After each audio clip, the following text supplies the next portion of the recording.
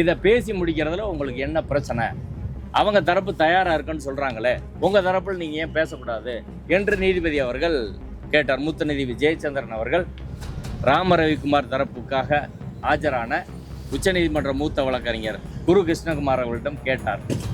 அதற்கு அவர்களிடம் கேட்டுவிட்டு, ஒரு அறநிலையத்துறையினுடைய சார்பாக கோவில் நிர்வாகம்னா நான் தான் அப்படின்னு சொல்லிட்டு அந்த மாதிரியான ஒரு போக்கும் இருக்குது. அது முற்றிலும் தவறானது. கோவில் அவங்க கிடையாது, கோவிலுக்கு சொந்தக்காரங்க அறநிலையத்துறை கிடையாது. இந்த விஷயத்த நான் தான் கோவில் நிர்வாகம் அப்படின்னு சொல்லக்கூடிய அந்த வாதம் தவறு அப்படின்னு சொல்லிட்டு நம்முடைய தரப்பு வழக்கறிஞர் முன்னாடி வச்சிருக்காங்க. அவர் முக்கியமாக என்ன சொல்றாருன்னா, நீதிபதி ஜே.ஆர். சாமிநாதன் அவர்கள் அரசியல் சட்டத்தின் மீது உறுதிமொழி எடுத்தவர். அந்த அரசியல் சட்ட உறுதிமொழியை மீறி டிஸார்டரை உண்டு பண்ணியிருக்கார். இந்த தீர்ப்பின் மூலமாக பப்ளிக் ஆர்டருக்கு பாதுகாக்க வேண்டிய நீதிபதி பப்ளிக் டிஸார்டரை உருவாக்கி இருக்கிறார். இது துரதிர்ஷ்டவசமானது. இதை எந்த நீதிபதியும் செய்யக்கூடாது என்று ஒட்டுமொத்தமாக இன்றைய பிறகு நாளைக்கு மற்ற விஷயங்கள் தொடரும். இன்னும் மற்ற மனுதாரர்கள் இருக்காங்க.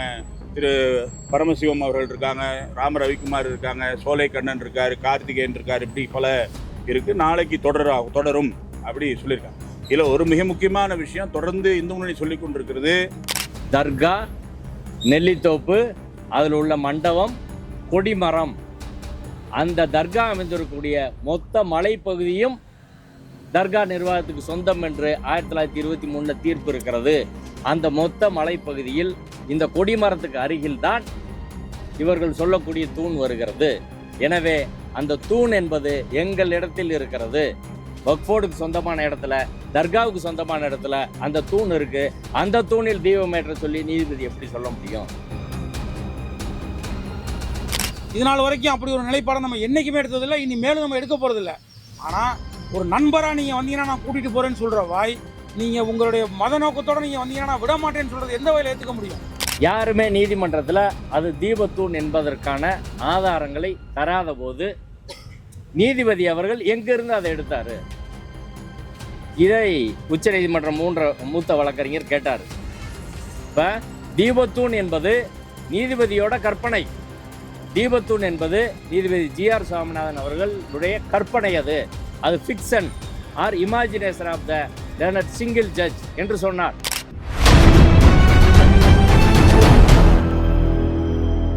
மதுரை போலீஸ் கமிஷனர் தரப்பில் உச்சநீதிமன்ற மூத்த வழக்கறிஞர் விகாஸ் சிங் அவர்கள் ஆஜராகி வாதங்களை எடுத்து வைத்தார். அதன் பின்பு தர்காவுக்கு சொந்தமான 4 படியை பயன்படுத்தினா பரவாயில்லை என்று நீதிபதி திரு ஜே.ஆர். சாமிநாதன் அவர் சொல்லியிருக்கிறார். தர்கா படியை பயன்படுத்தி பல ஆயிரம் பேர் அங்கே போகிற போது அங்கே என்ன நடக்கும்? அது ஒரு மத பிரச்சனையாக மாறும், மத கலவரமாக மாறும். அதை அனுமதிக்க முடியுமா? ஒரு ஸ்டேட் அதை அனுமதிக்க முடியுமா? ஒரு அரசாங்கம் அதை அனுமதிக்க முடியுமா? வக்ஃபோர்டின் வழக்கறிஞர் தனது வாதங்களை முன்வைத்தார். அதனைத் தொடர்ந்து ராம ரவிக்குமார் மற்றும் அவரை சார்ந்தவர்கள், மூத்த வழக்கறிஞர் குரு கிருஷ்ணகுமார் உள்ளிட்டோர் தங்கள் வாதங்களை முன்வைத்தார்கள். மதுரை காவல் ஆணையாளர் தரப்பில் நீதிமன்றத்தில் வைக்கப்பட்ட வாதங்கள் என்னவென்று நாளை தினம் நடக்கிற வாதத்தில் ரிப்ளையில் ஏஜி பேசுகிறதா சொல்லியிருக்காங்க. நாங்கள் தமிழக முதல்வருக்கு கோரிக்கை வைக்கிறோம், இதில் சேகர் பாபு உழப்புவார், முதல்வர் அவர்கள் இதில் நேரடியாக தலையிடணும், தலையிட்டு ஒரு கரெக்டான ஸ்டாண்ட் எடுத்து நீதிமன்றத்திலே முன்வைக்க வேண்டும், அதற்குரிய ஆவணங்களை நீதிமன்றத்திலே தாக்கல் செய்ய வேண்டும். அப்படி செய்யாமல் இருந்தால் பல குழப்பங்களுக்கு எதிர்காலத்திலே வழிவகுக்கும். ராம ரவிக்குமாருக்கு ஆர்டிகல் 25 படி அடிப்படை உரிமை இருக்கிறது என்று சொல்கிறார்கள். 2014 ஆண்டிலே சுப்பிரமணியன் என்பவர் உச்சி பிள்ளையார் கோயில் அருகே தீபம் ஏற்றுவது ஆகமத்துக்கு முரணானது, எனது மத வழிபாட்டு உரிமை பாதிக்கப்படுகிறது என்று நீதிமன்றத்தில் வழக்கு தொடர்ந்தார். அந்த வழக்கிலே மத வழிபாட்டு உரிமை எதுவும் பாதிக்கப்படவில்லை. மலை உச்சியிலே தீபம் ஏற்ற வேண்டும் என்று சொல்வதற்கான ஆகம ஆதாரங்கள் ஏதும் இல்லை. மூன்றாவதாக அவரது சட்டப்படியான உரிமை என்ன என்பதை அவர் நீதிமன்றத்திலே தெளிவுபடுத்தவில்லை. அவற்றை தீர்மானிக்க வேண்டியது கோயிலோட நிர்வாகம்தான் என்று சொல்லி தள்ளுபடி செய்திருக்கிறார்கள்.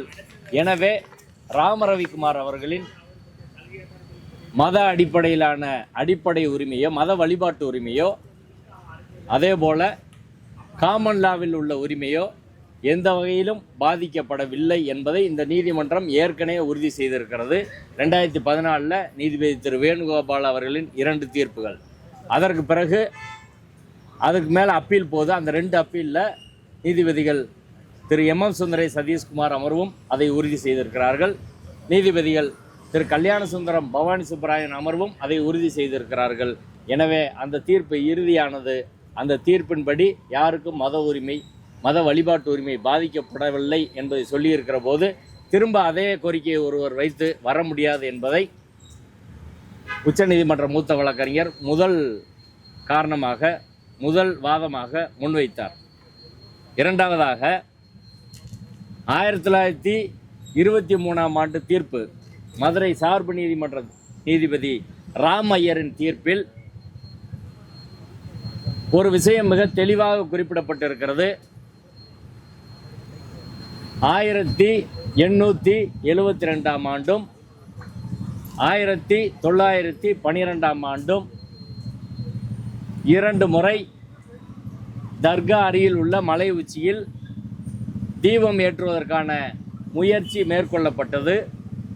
அந்த முயற்சி சட்டம் ஒழுங்கு பிரச்சனையை உருவாக்கும் என்பதாலும் தர்கா அருகில் உள்ள மலை உச்சியில் கார்த்திகை தீபம் ஏற்றுவது வழக்கமில்லை என்பதாலும் முக்கியமாக இதை சொன்னார், கஸ்டமரி ரைட் இல்லை என்பதாலும் அன்றைய நீதிபதியான மாவட்ட ஆட்சியர், அன்னைக்கு டிஸ்ட்ரிக்ட் கலெக்டர் தான் நீதிபதி, மாவட்ட நீதிபதி, அதனை தடுத்திருக்கிறார்.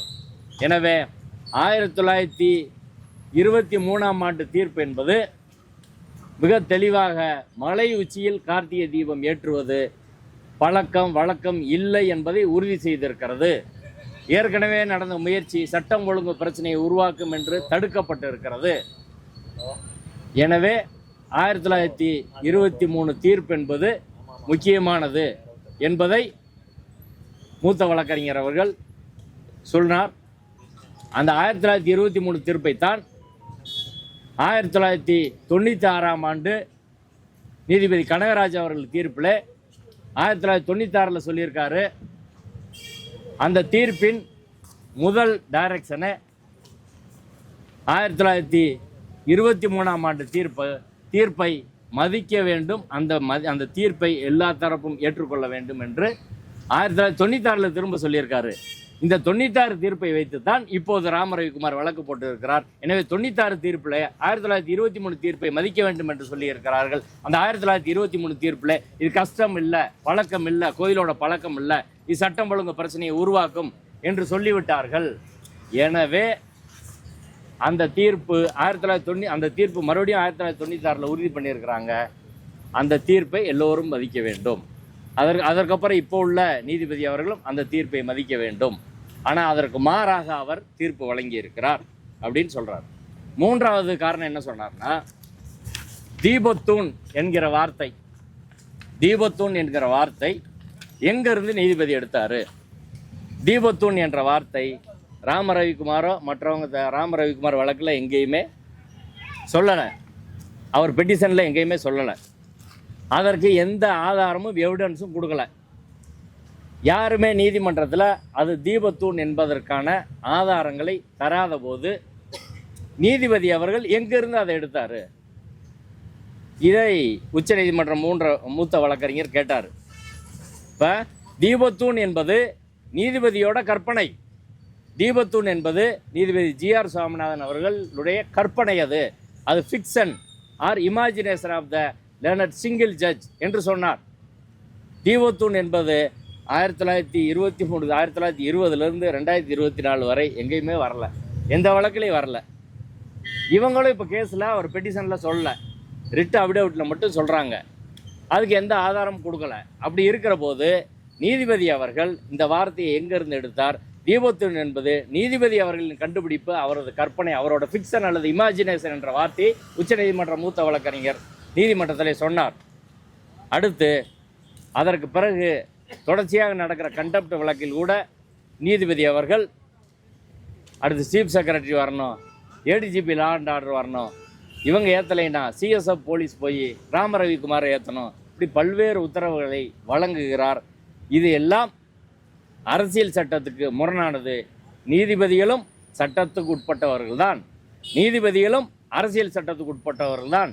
நீதிபதிகள் contempt of court act follow பண்ணணும். அப்படி இல்லாமல் நீதிபதி அவர் சொந்த விருப்பத்திற்கு வரிசையாக உத்தரவுகளை பிறப்பித்து கொண்டு இருக்கிறார். என்ன வார்த்தை சொன்னார்னா, அந்த ஜட்ஜ் அவரோட விம்ஸ் அண்ட் ஃபேன்சிஸ் என்ற வார்த்தையை பயன்படுத்துகிறார். Whims and fancies of learned single judge. அவர் வரிசையாக உத்தரவு போட்டிருக்கிறாரு. நீதிமன்றமும் அரசியல் சட்டத்துக்கு உட்பட்டது என்பதை மிக தெளிவாக உச்சநீதிமன்ற மூத்த வழக்கறிஞர் சொன்னார். அதற்கு பிறகு பப்ளிக் ஆர்டர்ன்ற பாயிண்டில் 1862 செய்யப்பட்ட முயற்சி முறியடிக்கப்பட்டு இருக்கிறது அன்றைய அரசால். அதுக்கப்புறம் 1912. அதற்கு பிறகு 150 ஆண்டுகளுக்கு மேலாக அங்கு உள்ள மக்கள் எந்த பிரச்சனையும் இல்லாமல் அமைதியாக வாழ்ந்துக்கிட்டு இருக்காங்க. அங்கே இந்துக்களும் முஸ்லீம்களும் கோயில் நிர்வாகம், தர்கா நிர்வாகம், கார்த்திகை தீர்த்தமாக எந்த பிரச்சனையும் 150 வருஷமாக கிடையாது. 150 வருஷமாக இல்லாத பிரச்சனையை இப்போ உருவாக்கி கொண்டு வராங்க.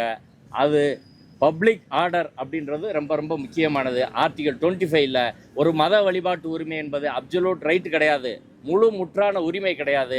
மத வழிபாட்டு உரிமைக்கு 3 கேவியட் இருக்குது. ஒன்று, subject to public order, morality and health. இங்கே பப்ளிக் ஆர்டர் இன்வால்வ் ஆகிருக்கு. இது நடந்தால் ஒரு மிகப்பெரிய பிரச்சனை வரும். ராம ரவிக்குமார் அபிடாவிட்டில் இதில் பல லட்சம் நிறைய பேர், பல லட்சம் பக்தர்கள் வருவாங்க, அப்படி இப்படியெல்லாம் போட்டிருக்கிறாங்க. இதெல்லாம் அந்த இடத்துல எப்படி பப்ளிக் ஆர்டர் காப்பாற்றப்படும்? அந்த இடத்துக்கு போகிறதுக்கு தர்காவுக்கு சொந்தமான 4 படியை பயன்படுத்தினா பரவாயில்லை என்று நீதிபதி திரு ஜி.ஆர். சாமிநாதன் அவர் சொல்லியிருக்கிறார். தர்கா படியை பயன்படுத்தி பல ஆயிரம் பேர் அங்கே போகிற போது அங்கே என்ன நடக்கும்? அது ஒரு மத பிரச்சனையாக மாறும், மத கலவரமாக மாறும். அதை அனுமதிக்க முடியுமா? ஒரு ஸ்டேட் அதை அனுமதிக்க முடியுமா? ஒரு அரசாங்கம் அதை அனுமதிக்க முடியுமா? எனவே பப்ளிக் ஆர்டர் எங்களுக்கு ரொம்ப முக்கியம். பொது அமைதியை பாதுகாப்பதோடு ஸ்டேட்டோட வேலை அது. அந்த பப்ளிக் ஆர்டரை நாங்கள் மீற முடியாது. நீதிபதி என்பவர் பப்ளிக் ஆர்டருக்கு தான் இருக்க முடியாது, டிஸார்டரை உருவாக்கக்கூடாது. நீதிபதி அவர்கள் டிஸார்டரை உருவாக்கக்கூடாது. பப்ளிக்கில் பிரச்சனையை உண்டு வர்ற மாதிரியான உத்தரவுகளை பிறப்பிக்கக்கூடாது. நீதிபதி அவர்களுக்கு விருப்பமெனில் அவர் வேணால் அரசியலில் சேர்ந்து அந்த வேலைகளை செய்யலாம். ஆனால் ஒரு நீதிபதி என்பவர் அரசியல் சட்டத்துக்கு கட்டுப்பட்டவர் அப்படின்ற வார்த்தையை அவர் சொன்னார். இவங்க தரப்பில் ஆட்சேபனம் பண்ணாங்க. நீதிபதி அவர் முக்கியமாக என்ன சொன்னார்னா, நீதிபதி திரு ஜி.ஆர். சாமிநாதன் அவர்கள் அரசியல் சட்டத்தின் மீது உறுதிமொழி எடுத்தவர். அந்த அரசியல் சட்ட உறுதிமொழியை மீறி டிஸார்டரை உண்டு பண்ணியிருக்கார். இந்த தீர்ப்பின் மூலமாக பப்ளிக் ஆர்டருக்கு பாதுகாக்க வேண்டிய நீதிபதி பப்ளிக் டிஸார்டரை உருவாக்கி இருக்கிறார். இது துரதிர்ஷ்டவசமானது. இதை எந்த நீதிபதியும் செய்யக்கூடாது என்று உச்சநீதிமன்ற மூத்த வழக்கறிஞர் அவர்கள் சொன்னார். அடுத்து நாடு முழுவதும் இது போன்ற பிரச்சனைகள், மத ரீதியாக இப்படி உருவாக்குற பிரச்சனைகள் நடந்துக்கிட்டு இருக்கு. அதனால் இதை செய்யக்கூடாது. அந்த வழியில் போனால் நிச்சயம் சிக்கல் வரும். இன்னொரு மாற்று மத வழிபாட்டு தலத்தை எல்லோரும் மதிக்க வேண்டும். படிகள் முஸ்லீமுக்கு சொந்தமானது அப்படின்னு சொன்ன பிறகு அதை பயன்படுத்துறதுக்கு ஒரு நீதிபதி எப்படி சொல்ல முடியும்? அந்த வழியாக போய் பயன்படுத்துகிறத அனுமதிக்க முடியாது. ஆனால் நீதிபதி அதை பயன்படுத்தலான்னு சொல்கிறாரு. அதை ஏற்க முடியாது. காவல் ஆணையர் தரப்பில் முன்வைக்கப்பட்ட முக்கியமான வாதங்கள் இதான். அடுத்து வக்ஃபோர்டு தரப்பில் முன்வைக்கப்பட்ட வாதங்கள், அந்த இடம், இவங்க சொல்கிறாங்களே அந்த தூண், அந்த ஸ்டோன் பில்லர், கிரானைட் ஸ்டோன் அல்லது சர்வேக்கல் அல்லது தீபத்தூண், இப்படி பல்வேறு வார்த்தைகளால் அழைக்கப்படும் அந்த தூண் என்பது தர்காவுக்கு சொந்தமான சொத்து என்று சிவில் நீதிமன்றம் 1923 சொல்லியிருக்கு. நீதிபதி அவர்கள் அதை தவறாக இன்டர்பிரட் பண்ணி சொல்லியிருக்கிறாரு. தர்கா, நெல்லித்தோப்பு, அதில் உள்ள மண்டபம், கொடிமரம், அந்த தர்கா அமைந்திருக்கக்கூடிய மொத்த மலைப்பகுதியும் தர்கா நிர்வாகத்துக்கு சொந்தம் என்று 1923 தீர்ப்பு இருக்கிறது. அந்த மொத்த மலைப்பகுதியில் இந்த கொடிமரத்துக்கு அருகில்தான் இவர்கள் சொல்லக்கூடிய தூண் வருகிறது. எனவே அந்த தூண் என்பது எங்கள் இடத்தில் இருக்கிறது. வக்ஃபோர்டுக்கு சொந்தமான இடத்துல, தர்காவுக்கு சொந்தமான இடத்துல அந்த தூண் இருக்குது. அந்த தூணில் தீபம் ஏற்ற சொல்லி நீதிபதி எப்படி சொல்ல முடியும்? அப்படி சொல்லவே முடியாது. ஒன்று. ரெண்டாவது, நாங்கள் கடைசி நாளில் தான் எங்களுக்கு நோட்டீஸ் வந்துச்சு. எந்த கேஸ் பேப்பர்ஸும் எங்கிட்ட இல்லை. நாங்கள் பதில்மனு தாக்கல் செய்வதற்கு நாங்கள் வாய்ப்பு கேட்டோம். கடைசியில் 28ஆம் தேதி வாய்ப்பு கேட்டோம். நீதிபதி எங்களுக்கு கொடுக்கவே இல்லை. எங்களுக்கு வாய்ப்பு கொடுக்காமலேயே இந்த தீர்ப்பு வழங்கப்பட்டு இருக்கிறது. எனவே இந்த தீர்ப்பு செல்லாது. மூன்றாவது, வக்ஃபோர்டு தரப்பில் இந்த பிரச்சனையை அமைதியான முறையில் அமர்ந்து பேசி நீதிமன்ற மேற்பார்வையில் தீர்த்து கொள்ள தயாராக இருக்கிறோம். எந்த பிரச்சனையை நாங்கள் உருவாக்க விரும்பலை. எல்லா தரப்பும் வரட்டும். நீங்கள் ஓய்வு பெற்ற நீதிபதியில் வைத்து கூட நீங்கள் பேச்சுவார்த்தை நடத்தலாம். எங்கள் தரப்பு, வக்ஃபோர்டு தரப்பு அதற்கு தயாராக இருக்கிறோம் என்ற வாதத்தை அவர் முன்வைத்தார். அந்த வாதத்தை நீதிபதி அவர்களும் அதை கேட்டு எதிர்த்தரப்பில் ராமரவிக்குமார் தரப்பில் அதற்கு வாய்ப்பு இருக்கிறதா, ஒவ்வொரு வருஷம் இது பிரச்சனை வருது, ஒவ்வொரு வருஷம் சிக்கலாகுது, ஒவ்வொரு வருஷம் கேஸ் போடுறாங்க, ஒவ்வொரு வருஷம் ஒரு ஃபைண்டிங்ஸ் வருது, ஒவ்வொரு வருஷம் போராட்டம் நடக்குது, இப்போ இதை பேசி முடிக்கிறதுல உங்களுக்கு என்ன பிரச்சனை? அவங்க தரப்பு தயாராக இருக்குன்னு சொல்கிறாங்களே, உங்கள் தரப்பில் நீங்கள் ஏன் பேசக்கூடாது என்று நீதிபதி அவர்கள் கேட்டார். மூத்த நீதிபதி ஜெயச்சந்திரன் அவர்கள் ராமரவிக்குமார் தரப்புக்காக ஆஜரான உச்சநீதிமன்ற மூத்த வழக்கறிஞர் குரு கிருஷ்ணகுமார் அவர்களிடம் கேட்டார். அதற்கு அவர்களிடம் கேட்டுவிட்டு, இப்போதைக்கு அவர்கள் இது ரொம்ப டிலே ஆகுன்றதுனால நாங்கள் இப்போதைக்கு தயார் இல்லை, இந்த அமைதி பேச்சுவார்த்தைக்கோ சமாதான பேச்சுவார்த்தைக்கோ இப்போதைக்கு நாங்கள் தயார் கிடையாது என்ற பதிலை நீதிமன்றத்திலே அவர்கள் சொன்னார்கள். ஆனாலும் குரு கிருஷ்ணகுமார் அவர்கள் திரும்பவும் நான் அவங்ககிட்ட பேசுகிறேன், பேசி அவர்கள் சொன்ன உடனே நான் நீதிமன்றத்தில் திரும்பவும் நாங்கள் தெரியப்படுத்துகிறோம் என்று சொன்னார்கள். எனவே வக்ஃபோர்டு தரப்பிலே நாங்கள் எந்த அமைதி பேச்சுவார்த்தைக்கும் தயார். நீதிமன்ற கண்காணிப்பிலே பேசினால் இந்த பிரச்சனையை அமைதியாக நாங்கள் முடித்துக்கொள்ள தயாராக இருக்கிறோம் என்ற அவர்கள் தரப்பு விருப்பத்தை நீதிமன்றத்திலே சொன்னார்கள். நீதிமன்றத்தில் சில டாக்குமெண்ட்லாம் கொடுத்துருக்காங்க. எழுத்துப்பூர்வமான வாதங்களையும் சொல்லியிருக்கிறாங்க. அதுக்கு பிறகு அவர்கள் தரப்பில் வைக்கப்பட்ட வாதங்களில் முக்கியமாக என்ன சொன்னாங்கன்னா, டெம்பிள் போர்டு இருக்குது, டெம்பிள் போர்டு தான் அதை முடிவு பண்ணணும், ஈஓ எப்படி முடிவு பண்ண முடியும் அப்படின்ற வாதத்தை அவர்கள் முன்வைத்தார்கள். ரெண்டாவது, ஒரு அல்டர்னேட் ரெமடி அப்படின்றது ஏற்கனவே 1996 தீர்ப்பு சொன்ன பிறகு ஒரு மாற்று ரெமடிக்கு போக வேண்டியதில்லை, 1996 தீர்ப்பின்படி எங்களுக்கு அமல்படுத்தினா போதுமானது என்று சொன்னார்கள். இன்னும் பல்வேறு அவர்கள் தரப்பு என்னென்ன வாதங்கள் வைத்தார் என்று அவர்கள் தரப்பு வழக்கறிஞர்கள் அவர்கள் விளக்குவார்கள். நீதிமன்றத்தில் அவங்க ஒரு முக்கியமான ஒரு நீதிபதி அவர்கள் சில கேள்விகள் கேட்டார். இப்போ தர்கா இடத்துல இருந்தால், தர்கா காம்பவுண்டில் இருந்தா, இதுக்கு நீங்கள் சொல்லுங்கள். அவங்க தரப்பு, தர்கா தரப்பு என்ன சொல்கிறாங்கன்னா, இந்த 1996 தீர்ப்பின்படி 15 மீட்டர் தள்ளி ஏற்றணும் அப்படின்னா 15 மீட்டர் எங்கே தொடங்குது அப்படின்ற கேள்வி தர்கா தரப்பில் எழுப்பப்பட்டது. அந்த 15 மீட்டர் என்பது whole top of the hillock, தர்கா இருக்கக்கூடிய மொத்த மலைப்பகுதியையும் அவர்களுக்கு சொந்தம். அது எங்கே முடியுதோ அதிலிருந்து தான் ஸ்டார்ட் ஆகுது ஒழிய இந்த தர்கா காம்பவுண்ட்லேருந்து கிடையாது என்பதை அவர்கள் வாதமாக முன்வைத்தார்கள். அதுக்கு என்ன நீங்கள் பதில் சொல்கிறீங்க? தர்காவுக்கு எங்கே இடம் முடியுன்றது இதுவரை அளக்கப்படவில்லை. அதை அளந்து அதுலேருந்து 15 மீட்டர் தள்ளினா தர்காவுக்கு பிரச்சனை இல்லைன்னு அவங்க சொல்லிட்டாங்க. அதுக்கு நீங்கள் என்ன சொல்கிறீங்க என்று கேட்டார். அதற்கு அவர்கள் தரப்பு மூத்த வழக்கறிஞர், இல்லை காம்பவுண்டுன்னு ஏற்கனவே நீதிபதி சிங்கிள் ஜட்ஜ் அவர் தீர்ப்பில் சொல்லியிருக்கிறாரு, காம்பவுண்ட் பண்ணால் அதுக்கு மேலேன்றது எப்படி சொல்ல முடியும், இது ஏற்கனவே தீர்ப்பில் முடிவாயிருச்சுன்னு ஜட்ஜு சொல்லியிருக்கிறாரு. ஏற்கனவே 1923 தீர்ப்பிலே முடிவாகி விட்டது என்று ஜட்ஜு சொல்லியிருக்கிறாரு. அதனால் அந்த தீர்ப்பின்படி தான் நாங்கள் அமல்படுத்தணும்னு நினைக்கிறோம். அந்த தீர்ப்பு இன்னொரு இடத்துல பண்ணலான்னு சொல்லியிருக்காங்கல்ல, சரி இன்னொரு இடத்துல பண்ணலான்னு சொல்லியிருக்காங்க, கரெக்டு தான். நீதிபதி அவர்கள் கேட்டார், அந்த எந்த இடம் முடிவு பண்ணுறது யாருக்கு அந்த அதிகாரம் இருக்குது? கோயிலுக்கு தானே அதிகாரம் கொடுத்துருக்குறாங்க அப்படின்னு கேட்டார்.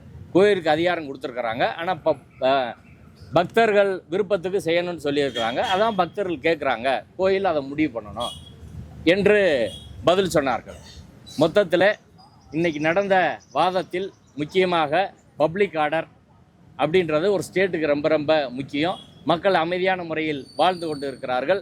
அதில் பிரச்சனையை உருவாக்க தேவையில்லை. ஒரு அரசாங்கம் அதைத்தான் நாங்கள் செய்வோம் என்ற வகையில் சொன்னார்கள். நேற்றைய தினம் அது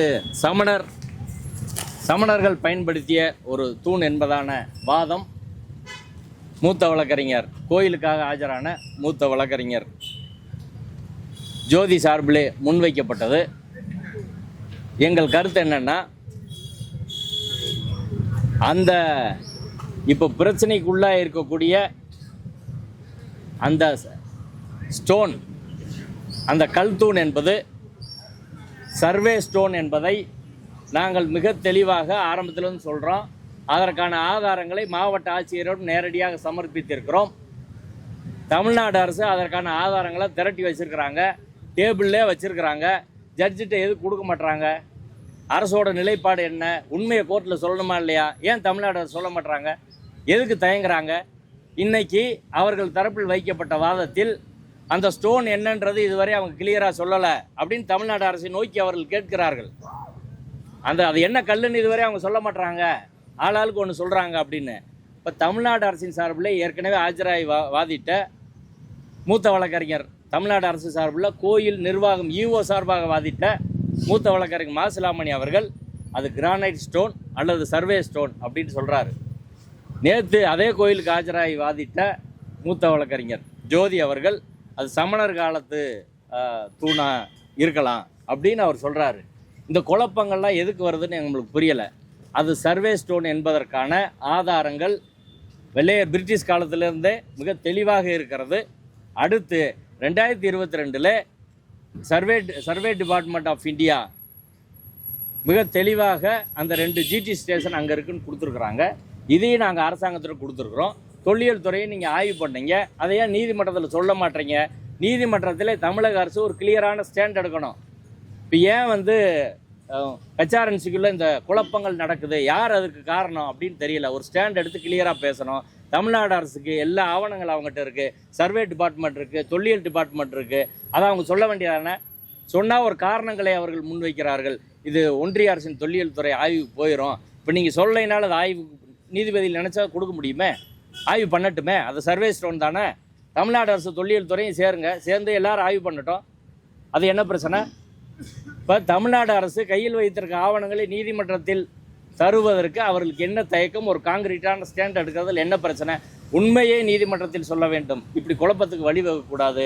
நாளை தினம் நடக்கிற வாதத்தில் ரிப்ளையில் ஏஜி பேசுகிறதா சொல்லியிருக்காங்க.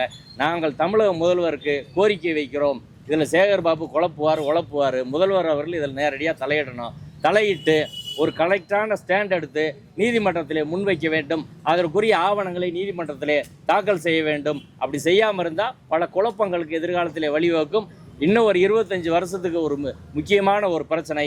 எனவே வக்ஃபோர்டு தரப்பும் தங்கள் வாதங்களை எழுத்துப்பூர்வமாக வைக்கணும். போகிற போக்கில் இன்றைக்கி அப்படி பேசிட்டு போகிறது, ஒரு சீனியர் அட்வொகேட் இல்லாமல் பேசிட்டு போகிறது என்பது இந்த பிரச்சனையின் தீவிரத்தை அவர்கள் புரிந்து கொள்ளவில்லை என்பதை உணர்த்துகிறது. வக்ஃபோர்டு இன்னைக்கு வாதங்கள் வச்சாங்க, ஆனால் ரிட்டனாக ஒன்றும் கொடுக்கல, டாக்குமெண்ட் எதுவும் ஃபைல் பண்ணல. இப்படி ஒரு முக்கியமான பிரச்சனையில் வக்ஃபோர்டு நடந்து கொள்வது என்பது வருத்தத்துக்குரிய விஷயம். எனவே வக்ஃபோர்டுக்கும் நாங்கள் மக்கள் வாயிலாக வேண்டுகோள் வைக்கிறோம், நிறையா ரிட்டனாக நீதிமன்றத்தில் ஃபைல் பண்ணுங்கள். இல்லாவிட்டால் இது வரலாற்று தவறாக மாறும். முதல்வர் அவர்கள் இதில் நேரடியாக தலையிட்டு கவனம் செலுத்தணும். நன்றி. இன்றைக்கு டிவிஷன் பெஞ்சில் மனுதாரர்களுடைய சார்பாக இன்று மதிய உணவு இடைவேளைக்கு பிறகு மனுதாரர் அரசு பாண்டியனுடைய சார்பாக திரு குரு கிருஷ்ணகுமார் அவர்கள் ஆஜரானாங்க.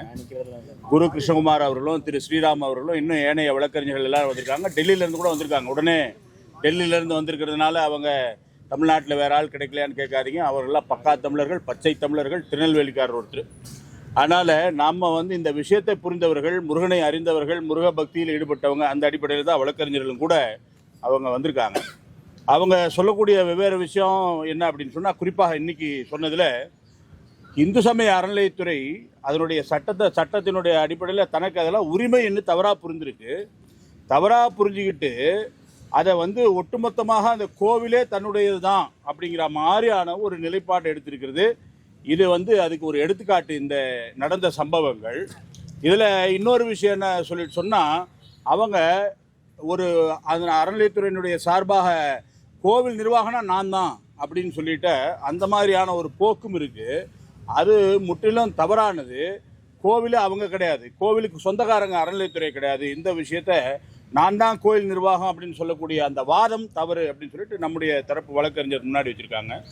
ரெண்டாவது, இது ஒரு துரதிருஷ்டமான விஷயம் என்னென்னா, அரசாங்கம் ஒரு தரப்புக்கு உரிமையை வழங்க மாட்டோம் அப்படின்னு சொல்லிட்டு கிட்டத்தட்ட நீதியை சட்டத்தை மதிக்காம கொஞ்சம் வரம்பு மீறி செயல்பட்டிருப்பதாக கருது தோன்றுகிறது அப்படின்னு சொல்லிட்டு வழக்கறிஞர் முன்வைத்திருக்காங்க வாதத்தை.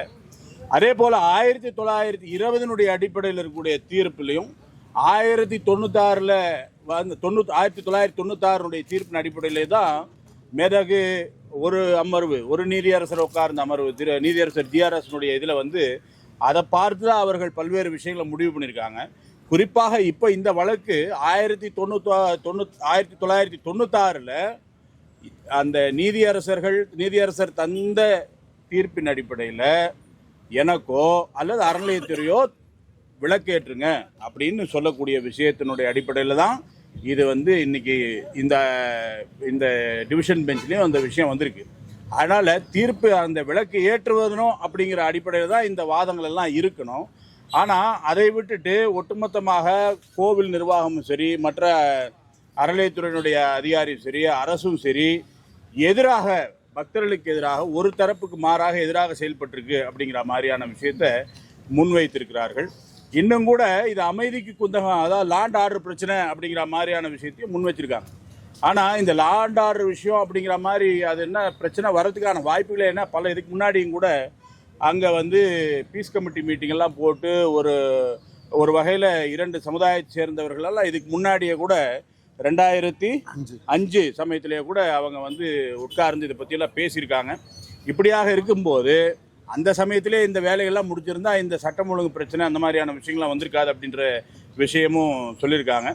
பொதுவாக வரக்கூடிய விஷயம் வந்து கமிஷனர் ஆஃப் போலீஸ், அதாவது காவல்துறையினுடைய செயல்பாட்டை பற்றியும் சொல்கிறம்போது அவங்க சட்டம் ஒழுங்கு நீதிமன்றத்தினுடைய தீர்ப்பை அமல்படுத்தாமல் அவங்க வந்து துரதிருஷ்டவசமாக அவங்க வந்து அங்கே பக்தர்களுக்கும் இதை எப்படி நிலைப்படுத்தாமல் இருக்கணுங்கிற மாதிரியான செயல்படுத்தாமல் இருக்கணுங்கிற மாதிரியான ஒரு நிலைப்பாட்டை எடுத்திருக்காங்க அப்படி சொல்லியிருக்காங்க. பொதுவாக இதில் மேதகு நீதியரசர்கள் ஒரு விஷயத்தையும் சொன்னாங்க, ஒரு சமாதான பேச்சுவார்த்தை அந்த மாதிரியான விஷயங்கள் அதை முன்னெடுக்கிறதுக்கான வாய்ப்புகள் இருக்குதான்னு சொல்லிட்டு இதுக்கான முயற்சிகள் 2005 ஏற்கனவே சொன்ன மாதிரி இந்த ஒரு பீஸ் கமிட்டி மீட்டிங் இருக்குது. 2014 இன்னொரு தடவை 96 இந்த மாதிரியான சமயத்தில் கூட முயற்சி செய்திருக்காங்க. ஆனால் இப்போ இருக்கிற காலகட்டத்தில் இது வந்து வேணும்னே தாமதப்படுத்துகின்ற நோக்கமாக இருக்கலாம் அப்படிங்கிற மாதிரியான ஒரு விஷயம், தாமதப்படுத்தும் தான் அப்படி சொல்லிட்டு வழக்கறிஞர் அவர்கள் சொல்லியிருக்காங்க. ஒட்டுமொத்தமாக இன்றைய பிறகு நாளைக்கு மற்ற விஷயங்கள் தொடரும். இன்னும் மற்ற மனுதாரர்கள் இருக்காங்க, திரு பரமசிவம் அவர்கள் இருக்காங்க, ராம ரவிக்குமார் இருக்காங்க, சோலைக்கண்ணன் இருக்கார், கார்த்திகேயன் இருக்கார், இப்படி பல இருக்குது. நாளைக்கு தொடரும் அப்படி சொல்லியிருக்காங்க. இதில் ஒரு மிக முக்கியமான விஷயம் தொடர்ந்து இந்து முன்னணி சொல்லி கொண்டிருக்கிறது, அறநிலையத்துறைங்கிறது அவங்க பார்க்க வேண்டியது அவங்களுடைய வேலை அந்த கோவிலை சொந்தமானவங்க கிடையாது. கோயிலுக்கு சொந்தக்காரர் அந்த சாமி தான். கோயிலுக்கு சொந்தம் அப்படின்னு சொல்ல உரிமையாளர்னு சொன்னால் உரிமை மனோபாவத்தோடு இவங்க செயல்படக்கூடாதுங்கிற விஷயத்தை நாம் முன்வைத்திருக்கின்றோம். இப்படியாக இன்னைக்கு இது போயிருக்கு. அவங்க தரப்பில் சில விஷயங்களெல்லாம் சொல்லியிருக்காங்க, தர்கா தரப்பில் இருந்து கூட சில விஷயங்கள் சொல்லியிருக்காங்க. ஒட்டுமொத்தமாக அந்த ஓவியம் மேலே ட்ரோன்லேருந்து எடுத்த இதெல்லாம் வைத்து கொண்டு கூட அதில் இருக்கக்கூடிய அந்த தர்காவுக்கும் இந்த தீபத்தூணுக்கும் எவ்வளோ தொலைவு இருக்கின்றது, நடுவில் ஒரு பெரிய பள்ளம் இருக்குது, இந்த நெல்லித்தோப்பு பகுதி, இந்த மாதிரியான பல்வேறு விஷயங்கள் இங்கே ஆராயப்பட்டிருக்கிறது. அதனால் இந்த வழக்கானது நல்ல முறையில் முருக பக்தர்களுக்கு ஏற்றாற் போல, முருக பக்தர்கள் எண்ணுகின்றார் போல இந்த விஷயங்களானது நடந்து கொண்டிருக்கிறது. மீண்டும் நாளைக்கு இந்த மேலும் திருப்பி தொடர்ந்து இந்த விசாரணை நடக்க இருக்கிறது. நாங்களும் உங்களை போலவே ஆவலோட இந்த முழு விசாரணையை கேட்பதற்காக காத்துக்கொண்டிருக்கிறோம். தனி நீதிபதியின் உத்தரவுக்கு மேல்முறையீடு செய்திருந்த வழக்குகள் வந்து இன்று தொடர்ந்து விசாரணை நடத்தப்பட்டது. நீதிபதிகள் திரு ஜெயச்சந்திரன் மற்றும் கே ராமகிருஷ்ணன் அவர்கள் முன்பு விசாரணை தொடர்ந்தது. இன்னைக்கு அவங்களுடைய தரப்பில் ஏற்கனவே அனைத்து மூத்த வழக்கறிஞர்களும் பேசி முடித்த நிலையில் இன்றைக்கி வக்ஃப் போர்டு தரப்புலையும் எஞ்சி இருக்கக்கூடிய அப்பலன்ஸ் சார்பாகவும் இன்றைக்கி அவங்களுடைய ஆர்கியூமெண்ட்டை கன்க்ளூட் பண்ணிட்டாங்க. பிற உணவு இடைவேளைக்கு பிறகு நம்ம வந்து அது எதிர்த்தரப்பு வந்து எங்களுடைய வழக்கை வாதாட ஆரம்பித்தோம். அப்போ எங்கள் சார்பில், அதாவது திரு அரசு பாண்டி அவர்கள் சார்பில் மூத்த வழக்கறிஞர் திரு குரு கிருஷ்ணகுமார் அவர்கள் வந்து ஆஜரானார், உச்சநீதிமன்ற மூத்த வழக்கறிஞர் அவர். அப்புறம் அவருடைய வாதத்தை தொடர்ந்தார். அப்புறம் அவருடைய வாதம் கிட்டத்தட்ட 4:45 நெருக்கி முடித்த உடனே அதுக்கப்புறமா திரு ஸ்ரீராம் அவர்கள் வந்து திரு பரமசிவம் சார்பாக அவருடைய வாதங்களை முன்னெடுத்து வச்சார். பாதி கேட்டுட்டு இருக்கும்போது கோர்ட்டினுடைய டைம் முடிஞ்சிட்டனால நாளைக்கு திருப்பி தொடருவோம் அப்படின்னு அவங்க சொல்லியிருக்கிறாங்க. ஸோ நாளைக்கு இந்த வழக்குகள் வந்து ஃபர்தராக நம்மளுடைய சைடில் வந்து ஆர்குமெண்ட்ஸுக்காண்டி நாளைக்கு கண்டினியூ பண்ணுறாங்க கோர்ட்டில். இது தவிர்த்து உங்களுக்கு ஏதாவது கேள்வி இருந்தால் அதுக்கான பதிலை சொல்லலாம். Any questions from your side? வக்ஃபு தரப்பில் இன்றைக்கி ஒரு இன்ட்ரெஸ்டிங்கான, அதாவது நிறைய சொன்னாங்க. அதில் முதல்ல குறிப்பிட வேண்டிய விஷயம் என்னென்னா, நம்ம இதை வந்து ஒரு மீடியேஷன் பண்ணி நம்ம முடிக்கக்கூடிய வாய்ப்பு இருக்குது. நீங்கள் வந்து இதை கோர்ட் மானிட்டர்டு மீடியேஷன் நீங்கள் ரெஃபர் பண்ணுங்கள் அப்படின்னு சொல்லி கோர்ட்டில் வாதத்தை முன் வச்சாங்க. இந்த எண்ணம் அவங்களுக்கு ஏன் இப்போ திடீர்னு வருதுன்னு எனக்கு தெரியலை. சரி, அவர் எதுவாக இருந்தாலும் கோர்ட் அதை வந்து என்னன்றதை பரிசீலிக்கலன்னு சொல்லி சொல்லியிருக்கிறாங்க. நம்மளுடைய தரப்போ அது என்ன, எதுக்கான சாத்தியக்கூறுகள் என்னன்றதை நம்ம ஆராய்ஞ்சிட்டு நம்முடைய கட்சிக்காரர்கிட்ட அதை பற்றி பேசிட்டு என்னன்றதை முடிவெடுத்து நீதிமன்றத்தில் சொல்லுவோம்னு சொல்லி இன்றைக்கி அதை நம்ம தகவல் தெரிவிச்சிருக்கோம். ரெண்டாவது ஒரு முக்கியமான ஸ்டேட்மெண்ட் சொன்னார். 1920 தீர்ப்பின் அடிப்படையில் அந்த நெல்லித்தோப்பு மற்றும் நெல்லித்தோப்பு உள்ளக்கூடிய பகுதிகள் வந்து அவங்களுக்கான டிக்ளரேஷன் கொடுக்கப்பட்டிருக்கு. கிளியராக flight of steps to Nellithoppu அந்த நெல்லித்தோப்பு டு தர்கா, இது வந்து அது எங்களுக்கு டிக்ளரேஷன் கொடுக்கப்பட்டிருக்கு. ரொம்ப தெளிவாக அழுத்தம் திருத்தமாக அவர் சொன்னார். லைட்ரு வெயினில் நீங்கள் நண்பராக என் கூட வாங்க, நம்ம அந்த படியில் ஏறி போவோம், மேலே போய் நம்ம சுற்றி பார்ப்போம், அந்த மலையில் ஏறி தர்கா கிட்டே போவோம், அந்த தூண்கிட்ட போவோம், நம்ம நல்ல முறையாக போய் சுற்றி பார்த்துட்டு வரலாம். ஆனால் நீங்கள் உங்கள் கொள்கையின் காரணமாகவோ ஒரு சம்பிரதாயம் செய்யணுமோ ஒரு கஷ்டம் இந்த விளக்கு ஏற்ற போகிறேன்னு சொல்லி வந்தால் அதை நாங்கள் எப்படி அனுமதிக்க முடியும் அப்படின்ற கேள்வியை அவர் இன்றைக்கி முன் வச்சார். ஸோ அப்போ இன்றைக்கி அதுக்கு தக்க பதிலளித்த திரு குரு கிருஷ்ணகுமார் சீனியர் அட்வொகேட் என்ன சொன்னார்னா, 1920 ஜட்ஜ்மெண்ட்டில் ஒரே ஒரு விஷயம் ரொம்ப தெளிவாக சொல்லியிருக்கு. The entire hill belongs to the Thiruparankundram தேவஸ்தானம்னு சொல்லிட்டாங்க, அருள்மிகு சுப்பிரமணிய சாமி தேவஸ்தானம்னு சொல்லிட்டாங்க. Except the area called Nellithoppu 33 cent and the flight of steps from Nellithoppu leading to the தர்கா, இது மட்டும்தான் அவங்களுக்கு பாத்தியப்பட்டதுன்னு சொல்லியிருக்கிறாங்க. அப்படின்றத கருத்தில் கொள்ளும்போது குரு கிருஷ்ணகுமார் அவர்கள் வந்து ஒரு எடுத்துக்காட்டாக ஒரு விஷயத்த சொன்னார். இது அவங்க பேசுனது முறையற்ற பேச்சு, இது வந்து மத நல்லிணக்கத்துக்கான விஷயமே கிடையாதுன்னும், இதை பொறுத்த மட்டுக்கும் அவங்க வந்து இப்படியான ஒரு வாதத்தை முன் வச்சது ஆச்சரியம் அளிக்கிறதுன்னு சொல்லி சொன்னார்.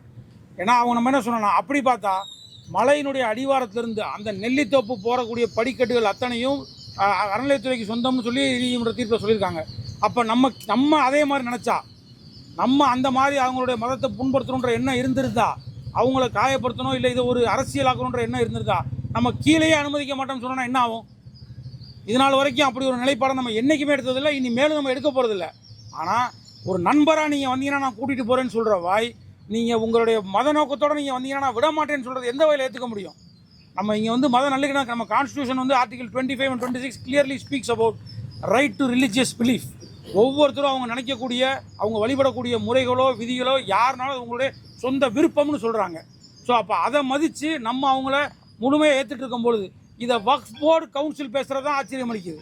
இப்படியான ஒரு வாதத்தை அவங்க இன்றைக்கி முன்வைக்கிறது முழுமையாக வந்து நமக்கு ஒரு அதிர்ச்சியை கொடுத்துச்சு. அதுக்கான தக்க பதிலையும் நம்ம எடுத்து வச்சுருக்கோம். நாளைக்கும் மீண்டும் தொடருவோம். ஸோ அதுக்கான ஃபர்தர் கோர்ஸ் ஆஃப் ஆர்கியூமெண்ட்ஸ் என்னன்றதை நம்ம அடுத்தடுத்து பார்ப்போம். நல்ல தீர்ப்பு வரும்ன்ற எதிர்பார்க்கப்படுகிறது.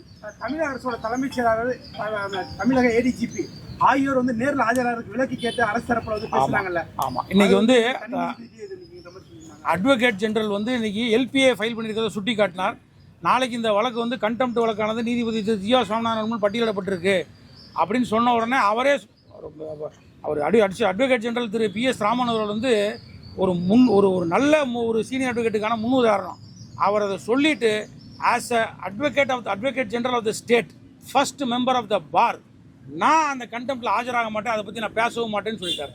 That is the right position. அவர் வந்து தன்னுடைய நிலையை வந்து ரொம்ப தெளிவுபடுத்தியிருக்கிறார். உடனே திரு AG வீரகரன் வந்துருச்சு, அதில் நான் பார்ட்டியாக இருக்கேன், அதனால் என்னுடைய எதிர்த்தரப்பில் இருக்கக்கூடிய நண்பர்கள் யாரும் அதை வந்து அங்கே தனி நீதிபதி முன்பு ப்ரிசிபிடேட் பண்ண வேணான்ற மாதிரி அவர் கோரிக்கை வச்சார். அதை நீதிபதிகள் அவுட்ரைட்டாக மறுத்துட்டாங்க. அவங்க சொன்னது, இது எதுவாக இருந்தாலும் நீங்கள் தனி நீதிபதியை போய் பார்த்துக்கங்க, இங்கே நம்ம அதை பற்றி பேசலை, அதை பற்றி நம்ம விசாரிக்கலை. அது வழக்கு இருக்கே தவிர்த்து அது பற்றின விசாரணை இப்போ நடைபெறவில்லை. இப்போ நம்ம விசாரிக்கிறது அந்த தனி நீதிபதியோட இறுதி உத்தரவுக்கு மேலே உண்டான ரிட் அப்பீல் பற்றின ஆர்டர் தான். அப்படின்றனால அதை பற்றி மட்டும் தான் இப்போ நாங்கள் கேட்டுட்ருக்கோம். ஸோ அந்த தனி நீதிபதி கொடுக்கக்கூடிய கண்டெம்ட்டை பொறுத்த மட்டுக்கும் உங்கள் சீஃப் செக்ரட்டரியோ ஏடிஜிபி லா அண்ட் ஆர்டரோ அவங்க ஆஜராகணுமா வேணாமா என்ன ஏதுன்றதெல்லாம் நீங்கள் அந்த கோர்ட்டில் போய் அவர் முன்னே பார்த்துக்கங்கன்னு சொல்லிட்டாங்க. அந்த கோரிக்கை நீங்கள் அங்கே வைங்கன்னு சொல்லி அவுட்ரைட்டாக அவங்க கேட்ட ஒரு அதை தள்ளி வைக்க சொல்லியோ பிரிசிபிடேட் பண்ண வேணாம்னு சொன்னதை கோரிக்கையை மறுத்துட்டாங்கன்னு தான் நாங்கள் புரிஞ்சுக்கிடுறேன். கார்த்திகை மாதம் முடிஞ்சிருச்சு, மார்கழி பிறந்துருச்சு, அதனால இந்த வழக்கு வந்து அவசர வழக்காக விசாரிக்கப்படுவதில்லைன்றதையும் சொன்னாங்க. இல்லை, அது வந்து ஒரு சீரியஸ் நோட் இல்லை. அவங்க சொன்னது கார்த்திகையினுடைய அந்த முக்கியமான 3 தினங்களும் முடிஞ்சிருச்சு, கார்த்திகை மாதமும் முடிஞ்சிருச்சு. ஸோ இனி ஒரு 300 நாள் இருக்குது நம்ம திருப்பி அந்த கார்த்திகையினுடைய நோக்கத்துக்கு வர்றதுக்கு. அதனால் போதுமான காலவசம் இருக்குது, நம்ம பொதுமையாக விசாரிக்கலாம்னு சொல்லி சொன்னாங்க. அப்போ அதை நீதிபதியில் அதை கருத்தில் கொண்டுட்டாங்க. பட் எந்த ஒரு விமர்சனம் அவங்க தெரிவிக்கலை. நம்ம அது என்ன எதுன்றதை நம்ம தீர்ப்பில் தான் அது தெளிவாக பார்க்க முடியும்.